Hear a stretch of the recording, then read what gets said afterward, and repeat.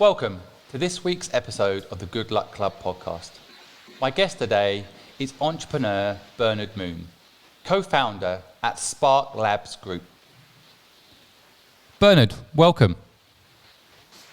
Thanks, Simon. Thanks for having me on. I wonder if you could start off by kindly telling my audience a little bit about you. Sure. I'm a co-founder and partner at Sparklabs Group, which we describe as a network of startup accelerators and venture capital funds. We're relatively young for being in the VC space. We launched over 7 years ago, but now we have 10 startup accelerators globally and 3 venture capital funds that invest. Now I've invested in over 280 companies across 6 continents. Wow, that's quite a resume. 208 companies. Impressive. Well, Bernard, maybe you could tell us a little bit about what you think success means to you. Success. Well, I would say on a personal level, I just generally think success is making a positive impact beyond your immediate scope and network. I believe you're a successful person if you help create change within your community and the people around you. Probably in a professional framework, I've never been really a person to keep count or compare, but for Sparklabs or like a VC firm, I think you have to do some of this, right? Because that's how institutions sort of see you and measure you, and how you raise capital as a VC or entrepreneur. So you do have to sort of think about certain benchmarks, related to those definitions. Yeah, I think that's an interesting point. Within the investment industry, ultimately, if you're not making a return, you can't survive, right? That's right. People won't give you more money if you're not making them money. So it's. Yeah, there's definitely pressure there. I mean, we even joke around as a young firm because we haven't had many big exits yet. We call ourselves a paper tiger because on paper, some of our funds, the return profile is excellent, but institutional investors are looking for realized returns, right? So we're pretty transparent, and the culture is pretty, blunt with each other. So we joke around, we're like, oh yeah, we're a paper tiger. People think we're successful, but we're really not until we have exits. It's so refreshing to have such an honest overview on things of someone's business, and some people would see paper tiger as an insult, but I like the way you kind of embrace it. And it's also interesting, I guess, coming at it, and I know we'll get into your history as an entrepreneur as well, but I think it's interesting coming at it from the perspective of a lot of the companies you invest in, they're also not profitable for the longest of times, right? They're investing and growing and investing. So, it's interesting that the VC world is less inclined to operate that way, although that's exactly what they invest in every day, right? Yeah, I mean, that's true. Well, it depends on the space, but you're right. Generally, they're not generating significant revenue until a certain point, right? In their development, at the seed and even Series A, they're still developing their product, finding their product market fit. Hopefully by their B and C rounds, they have good revenue traction, right? Unless you're, maybe 10 plus years ago, if it was a consumer facing app, then you might not see significant revenue until your C and D rounds, right? So. Well, you could argue that as an investment business, you're 7 years old, perhaps significant returns shouldn't come until fund B, C, or D, right?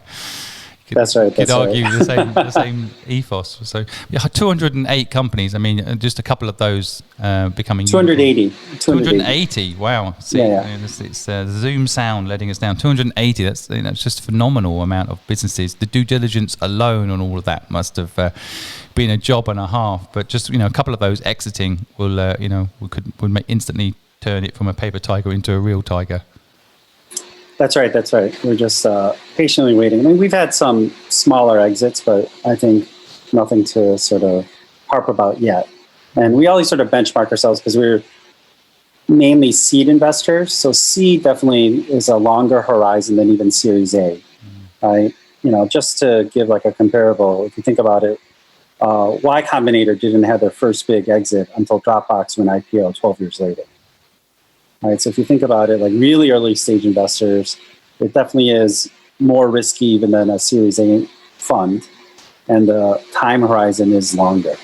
So I know a lot of my listeners often reach out and ask about how to raise money, and of course people will always throw around angel investors or early stage like you investors. What do you look for when you're investing, for my audience to understand? How do you make a decision? I guess there's probably a short answer and a long answer, but is there a gut instinct there, or is it all about the data? Well, I mean, it's a combination again. Well, there's three categories I think most VCs and investors they say they look at. They look at the team, the market, and the product, right? The market answer is probably the easiest always. Like, is this, is the market big enough that that person is going for, right? Most of the startups that come to you, they, you assume that's true, or you find out that's true.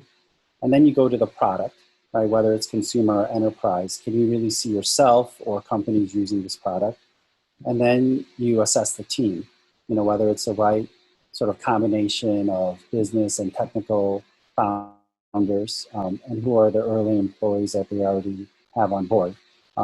Especially at the seed stage, definitely there's a more emphasis on the team, right? Because you assume that that company will go through at least one change of business model or pivot, right? So how are they able to handle that adversity, right? And are they stubborn enough to stay with their vision, but flexible enough to pivot when needed, right? Because these are sort of soft skills. And then you really also have to check in terms of the team chemistry, because I think that's the hardest part, is that, you could say 30-40% of startup failure, is really the founder dynamics, right? They could have the best technology, but there's always a breakdown of founders and team members, and that leads to startup failure. So. Yeah, it's an interesting point. I think a lot of people just assume businesses fail because of cash flow or idea didn't work. I've seen different stats thrown around, but I saw a stat saying 9 out of 10 businesses fail because the co-founders fall out with each other, which is an argument for single co-founders, but then it's very lonely, right? So in your opinion, do you think it's good to have a co-founder? Again, thinking about my listeners, if they're thinking of starting a business, do you see any sort of correlation between success, single co-founder, success, two founders? Yeah, I think there's been prior research done on that. When you jump from single to two, the success of a startup exponentially increases, right? And then I think there's a slight increase to 3, and then it flatlines at 4 or something.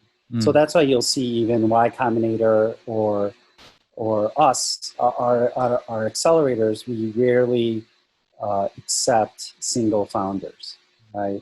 Y Combinator, they've been public about it. They say that they look at companies with at least 2 co-founders. And even a lot of investors will say that. There's various reasons, not just the data, historical data that's already there, but you want someone equal, right, to challenge your ideas, make you better, sort of sharpen your thinking, right? And doing a startup, you'll definitely go through a lot of ups and downs and a lot of pains. And if you're by yourself, it's just really difficult, right? So you need at least that 1 or 2 other person that has an equal voice with you. You don't want to be, the danger also of, I think, being a single founder is that you have no one to really check you, right? Because I think there's always a temptation with, a large percentage of the people that are in such leadership positions that they'll just surround themselves or create a culture where they're dominant, or they have a bunch of yes people around them, right? And that's just going to lead to failure anyway. So having someone that can challenge you, I guess, is probably key. So I always talk about your life partner being an important element of any startup too, because that person can also check you and challenge you, right? So I always, in investments I made, I always like to meet the actual partners of the people that are running the businesses. Yeah, I think that's a good. That definitely would be a good check if it was a single founder, right? Who's around them. Yeah, totally. Yeah. Well, I want to talk a bit about your history and how you ended up doing what you're doing today. I mean, of course, I was looking at your LinkedIn and looking back to 2004. Some of my listeners are quite young, so they're suddenly going to realise that you're older than 20 because you've got a young-sounding voice. But do you think you look back at 2004 when you were working, you started as a co-founder in your first business? How did that happen? I always like people to understand the journey of someone like you. So it sounds like when I look at LinkedIn, you're straight into being a co-founder. What were you doing just before that, and how did you end up starting your own business? Actually, the first startup I did was in '99. Now you are showing your age to the audience. Yeah. So it was during the first internet boom, and so my initial career path and interest was in public policy. So when I was at Columbia in New York, 96, 98, that was during the first internet boom. And, believe it or not, it was actually crazier than a few years ago when like everyone and their grandmother wanted to do a startup. And so during my second year in graduate school, I had, even though I was in public service and public policy, I had two different groups of friends ask me to join their startup. Part of the reason why is I think they knew that my parents were entrepreneurs, and I actually helped out with some of their businesses. And so my friends in investment banking and consulting, they started bouncing ideas off me. And then towards the end of my second year, when I was graduating, I decided to join one startup and launch it with my two co-founders, Jimmy and Peter. So that's how I diverged from my original career path. And since then, I just found out, even from that first experience, that I love the chaos of starting a new company, from concept on a napkin to launching a new product and service. And so I just sort of fell in love with that sort of the energy and the excitement of an early stage company, and I just sort of stayed with it since. And I'm just looking again at your history. Did you ever actually work for anyone else?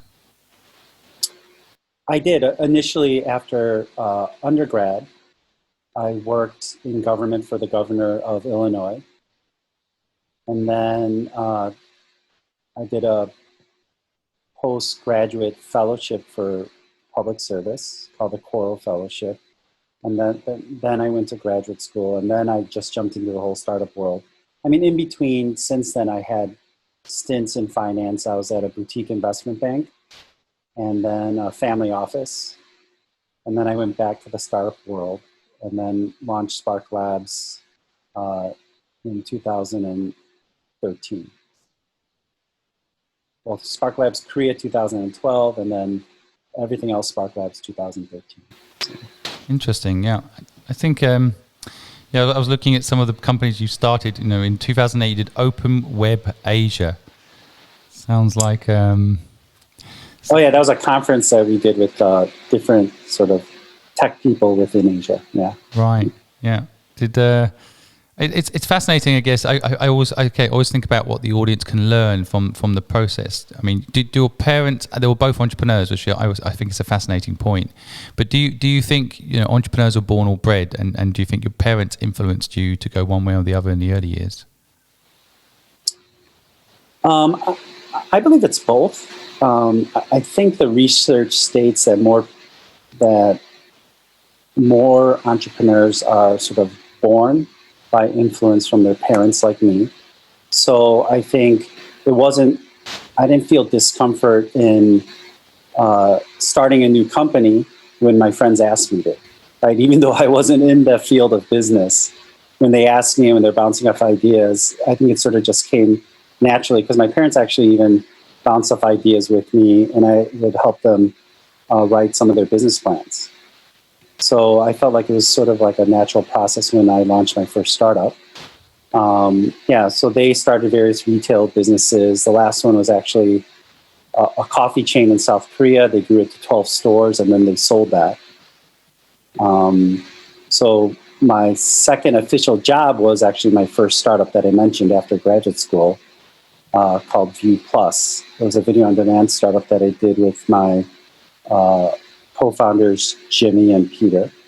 But citing the other side, I look at my wife, who's doing a startup now. And my wife, Christine, she was always a big company person, and she liked structure. So she started her career in investment banking at Morgan Stanley. And in 2004, that's how we first moved to the Bay Area. She joined Google. So she was there for 9 years. She went to Dropbox, but she joined Dropbox when it was already a unicorn. And then she did she joined earlier and earlier startups. And a year ago, she decided, hey, I'm going to start my own company. And she co-founded autonomous driving startup for mass transit called Blue Space. So for her, I think it was by osmosis, by living in Silicon Valley, by seeing other people starting companies and creating their future. I think she finally felt comfortable with the idea of starting her own company. But if you were to ask me like 3 years ago, hey, would Christine ever start a startup? I would be like, no way, zero chance.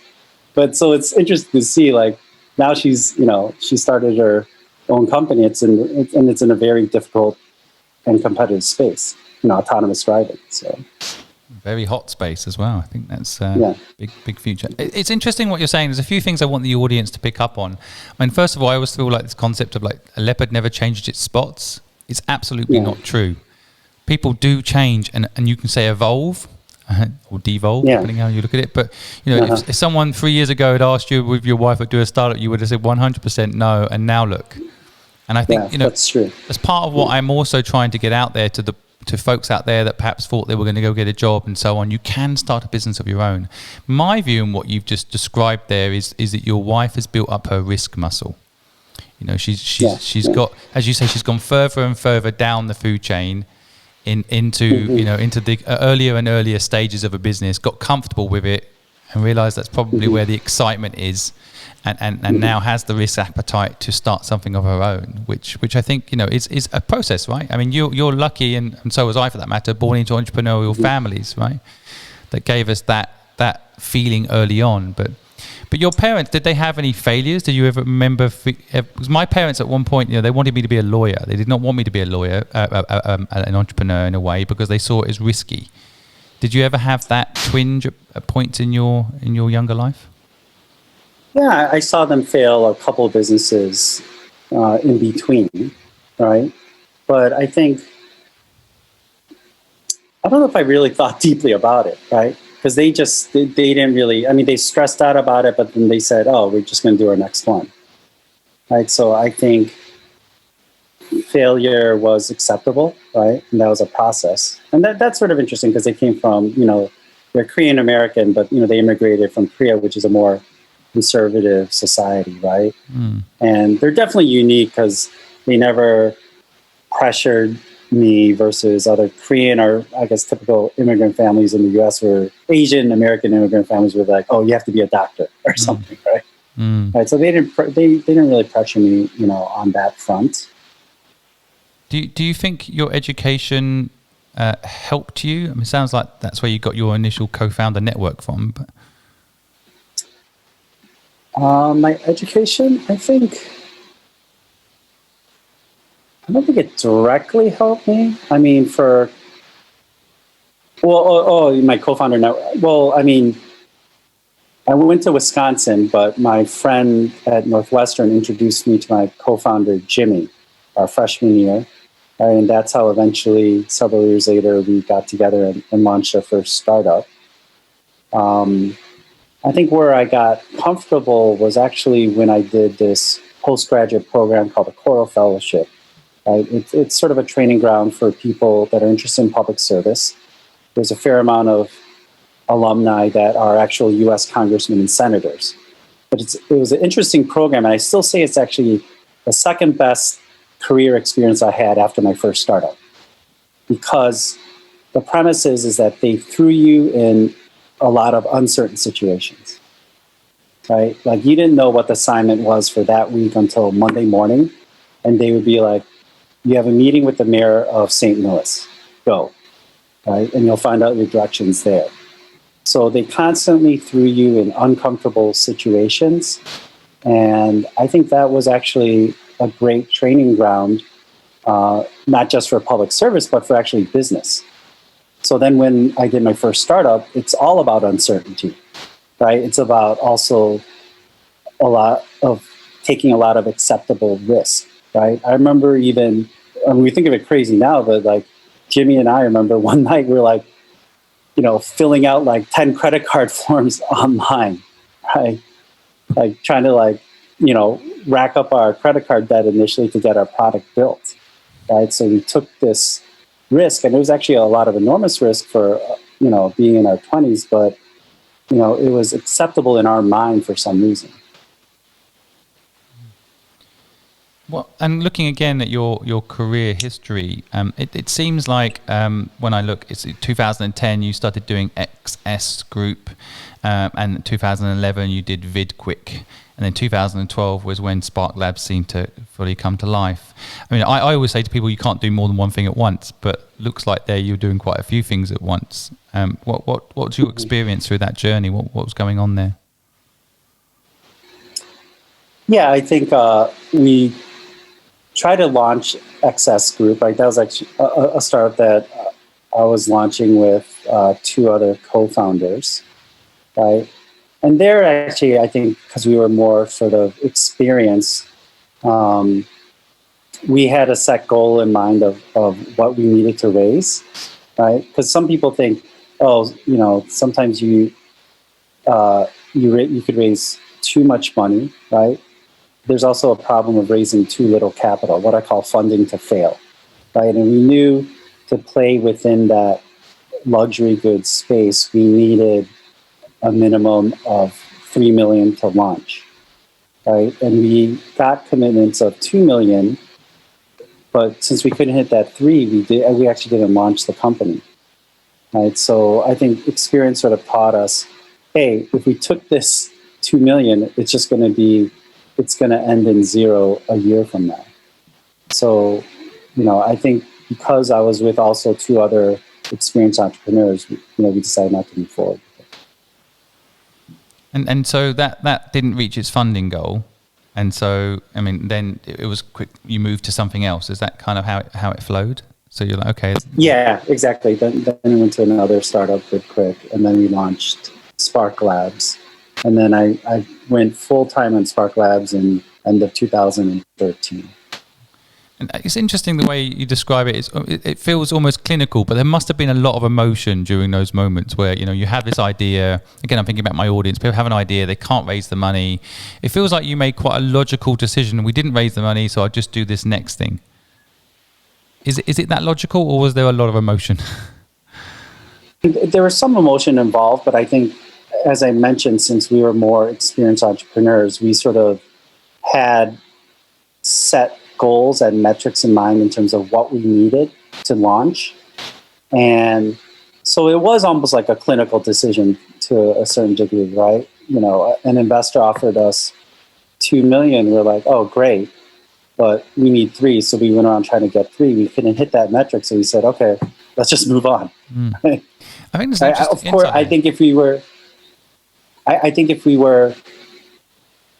younger in our, in our mid-20s, we would have taken that $2 million. Right? And like, oh yeah, let's try to hit it. We'll do it, right? But I remember actually talking to another founder within that space, and they raised, a similar amount, like $2 million, and I was like, I don't think it's going to work out, right? And it didn't. Like, just because we knew sort of the numbers on that front. I think there's a learning there for listeners, a big one, and I feel like a lot of people here in startup world, you see that graphic where someone digging away and the gold or whatever is just so close, right? And they're digging away and then they give up, and just as they were about to reach the gold, it's this one of the favorite graphics that seems to fly around with anyone that's hashtag startup world, right? That kind of persistence thing, which I also talk about a lot. But there's something in what you're saying which is really, I think, quite important for people to pick up on, which is you kind of set yourself a red line, right? Like that, if we get X, then we'll carry on. If we don't, then we'll move on. But that's serious discipline. Because like you say, I mean, 2 million, my mindset, even today, after all the companies I've done, my mindset goes to, well, let's take the 2 million, get it as far as we can, and I'm sure we'll raise the other million over the next 12 months runway, you know? Or is it just a capital cost of excess that you just knew you needed the whole amount? Yeah, we knew that we needed the whole amount, or it would be sort of a cash flow issue also, right, within that space. So I think it's good that we were disciplined. And it's funny because it's like, it reminds me now, since you're talking about this topic, even before I actually started doing startups, you know, my dad would sometimes like talk about his philosophy and stuff, right? And he'd be like, hey, business is like poker. You have to know when to fold, right? And a lot of people don't know when to fold, right? So you just have to know when is the right time and move on, right? And like poker, it's not an emotional decision. Yeah, I think that's really interesting. Yeah, and I think for a lot of people, and I would put myself in this category, I have not known when to fold, and sometimes I'm glad I didn't, because the person holding the hand opposite me doesn't have what I thought, you know. So it's an interesting analogy actually, and and I think that your way of thinking is really quite intellectual about building something which I think is quite emotional. And so when you're looking at startups to invest in now, do you take this into consideration? Is it we'll give you the money if you raise all of the round, or is it really a founder-led decision on that point? Yeah, I think not founder-led, but I think it depends on the founder and how comfortable we feel. I mean, but you know, I think most investors, they're not going to put in their money until, you know, the stated minimum target that founder is trying to reach, right, is raised. But in terms of my own experiences, I do think I probably push that aside a little bit, right? Because you do want to see, you know, more of that sort of, you know, hustler mentality, can do, et cetera, in the people that you invest in, right? So it is a delicate balance, though, because you want someone that's driven and stubborn, like I mentioned, but, you know, the discipline to pivot and know when to sort of change course. Right, so that's the balance, you know, that you try to find in entrepreneurs that you invest in. I can hear my listeners already saying they want to hear more about XS and what it was all about, and I perhaps have you back on the show going into details of some of these business learnings. But I wanted to get your story down a little bit more today. So in the last 5 minutes I've got with you, I guess I wanted to get a little bit more into you, finally, you know, your bit. So we talked a little bit about education, and I always have this thing about education where I'm nervous that people are going to get university degrees and then they get trapped in that training and in the debt that then brings on them and doesn't allow them to start a business. Do you think that's true or not?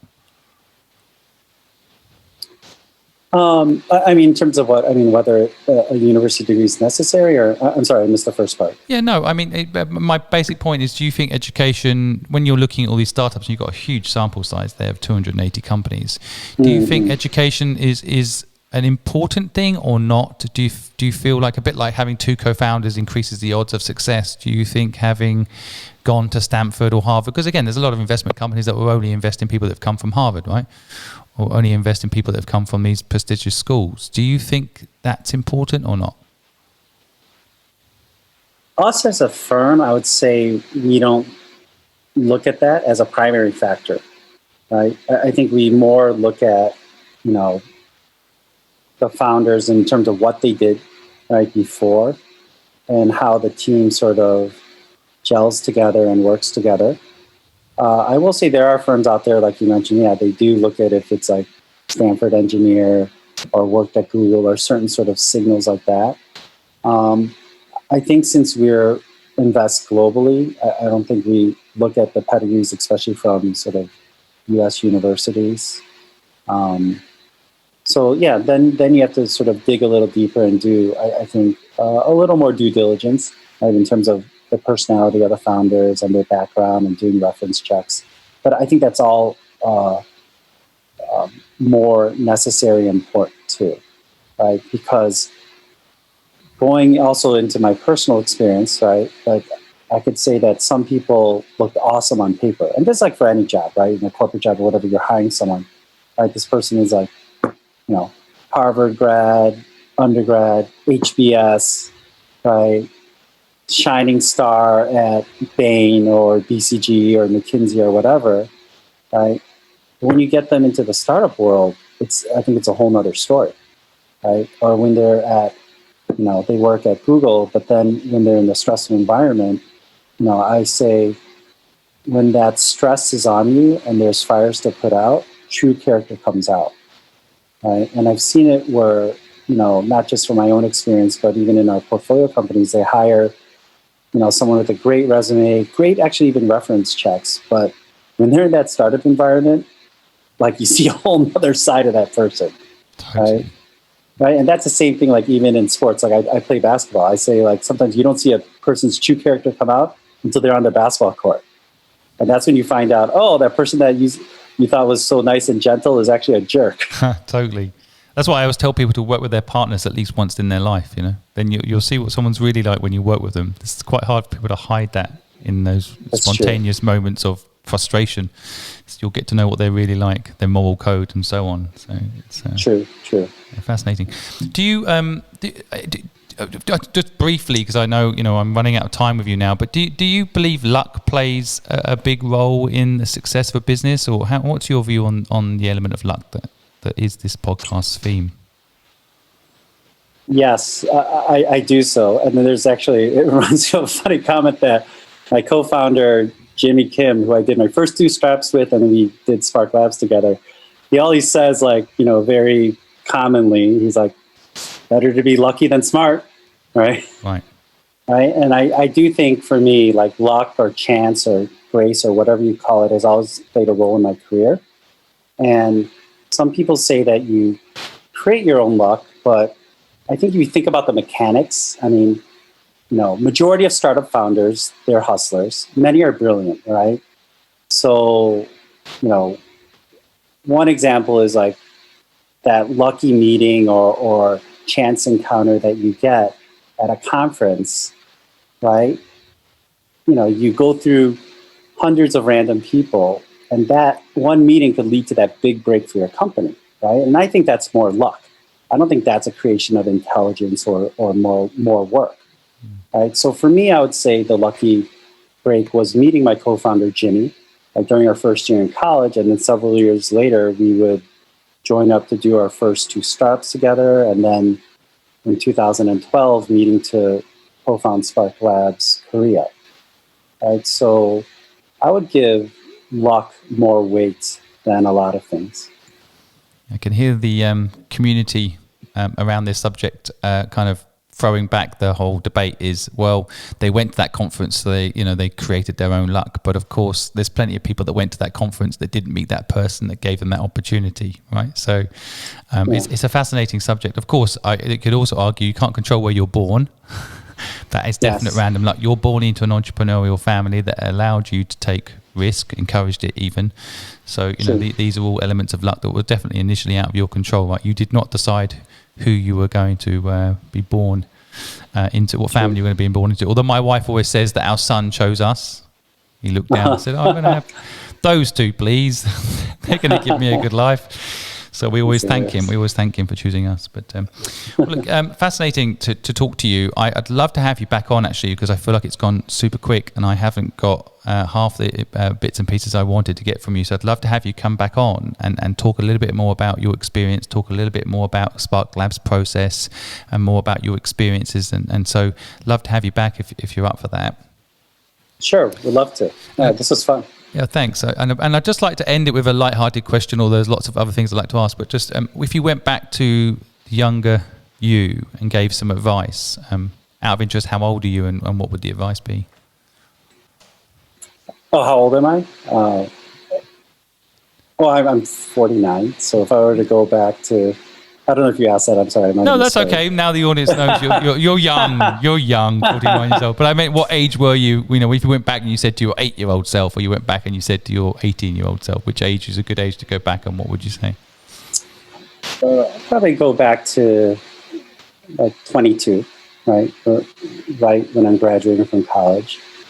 The advice there would be just to appreciate the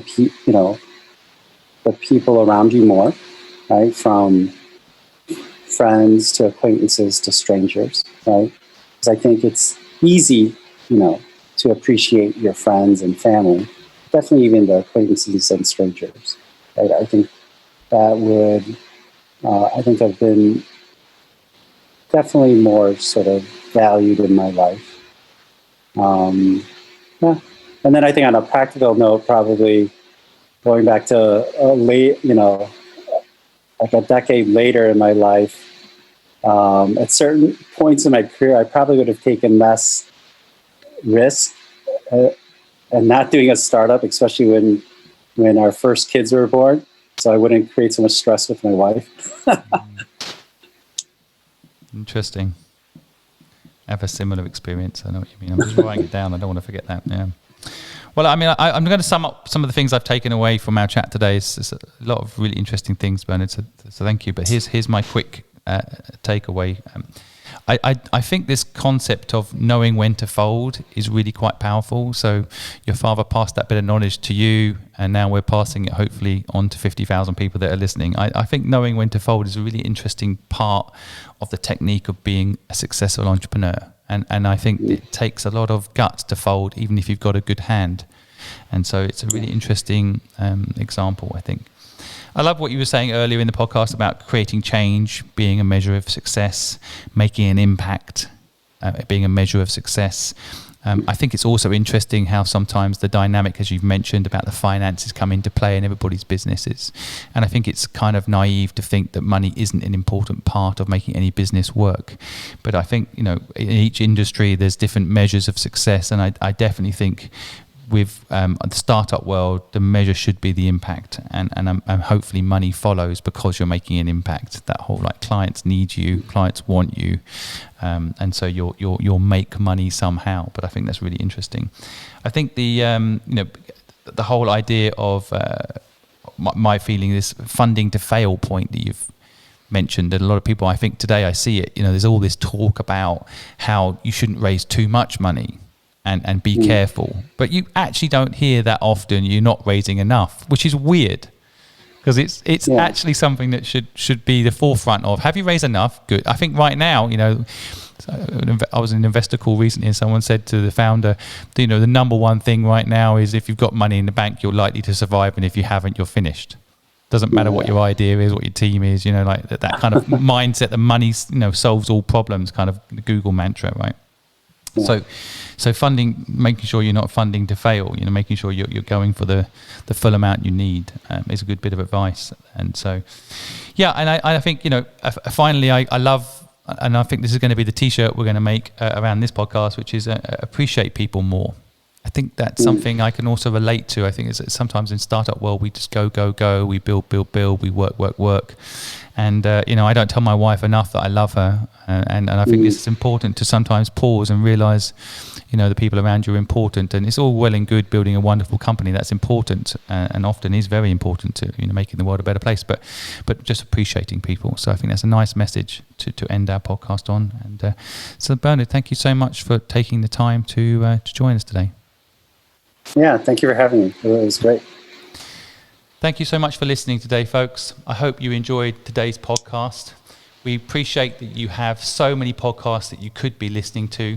If there's anything we can do to improve our podcast, make the content better for you, allow you to receive it in a format that you like, feel free to reach out and let us know.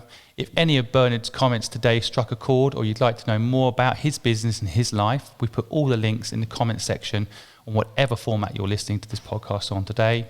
We appreciate you taking the time to listen to us. If you found it useful, please share it, please like it, and feel free to comment. We always reply to comments, we always appreciate feedback, and we thank you for taking the time to listen to us today.